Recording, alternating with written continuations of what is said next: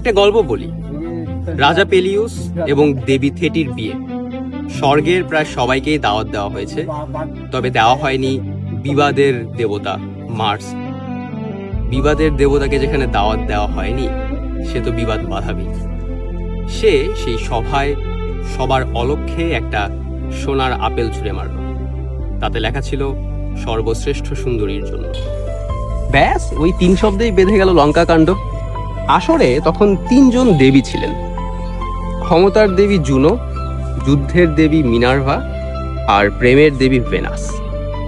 কার হাতে যাবে এই অ্যাপেল? দেবরাজ জুপিটার মহা ফ্যাসাদে পড়ে গেলেন।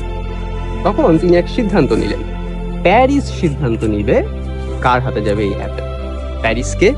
প্যারিস তখন মেষপালক হিসেবে বড় হচ্ছিল, যদিও প্যারিস হচ্ছে ট্রয়ের রাজপুত্র।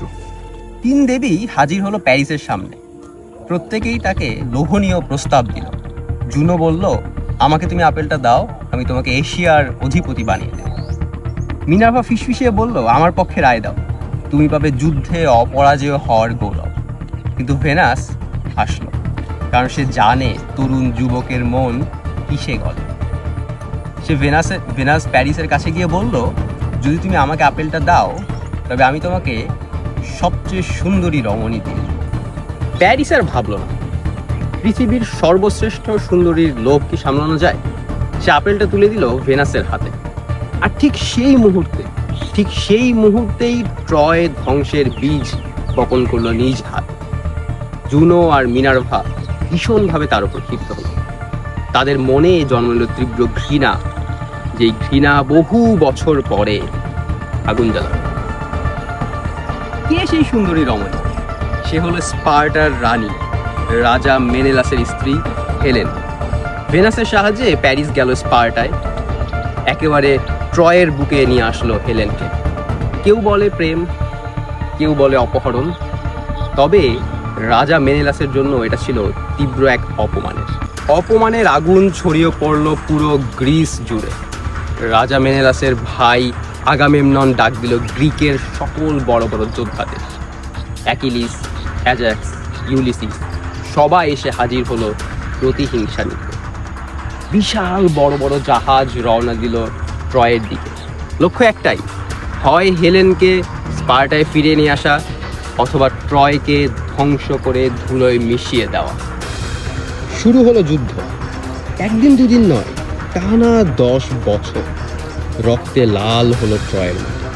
কত বীর, কত যোদ্ধা মারা গেল। ট্রোজানদের পক্ষে ছিলেন প্রিন্স হেক্টর, প্যারিসের বড় ভাই। তার বীরত্বে ভর করে ট্রোজানরা কোনো মতে ঠেকিয়ে রাখে গ্রিকদের।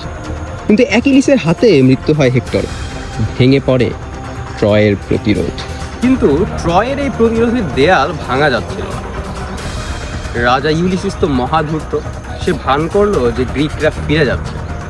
তবে দেবী মিনার্ভার সম্মানে দুর্গের সামনে সৈকতে কাঠের বানানো বিশাল এক ঘোড়া রেখে।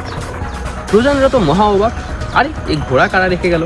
কেউ কেউ বলল এটা গ্রিকদের চালাকি, কেউ কেউ বলল এই উপহার গ্রহণ না করলে দেবী মহা ক্ষিপ্ত হবে।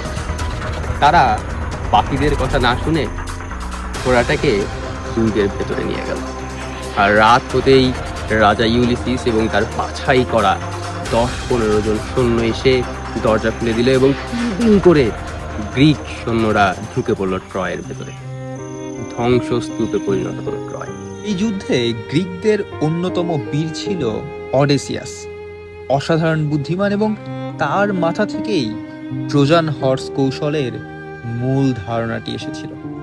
যুদ্ধ শেষে সব বীর নিজ নিজ দেশে ফিরলেও অডেসিয়াসের বাড়ি ফিরতে আরও 10 বছর লেগে যায়।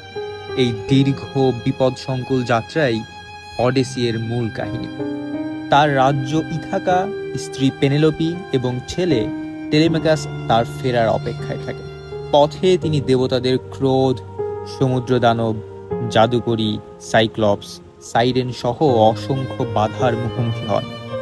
অডেসির গল্পটা এই অংশগুলোকে কেন্দ্র করেই আবর্তিত হয়েছে। ইলিয়াডের যতটুকু অংশ জানা প্রয়োজন এবং ঠিক যে যে তথ্য অডেসি দেখার আগে জানা প্রয়োজন, সেগুলো তুলে ধরার চেষ্টা করেছি। বাকিটুকু অন্য একদিন আলোচনা করব। Until then, the brown storyteller science of.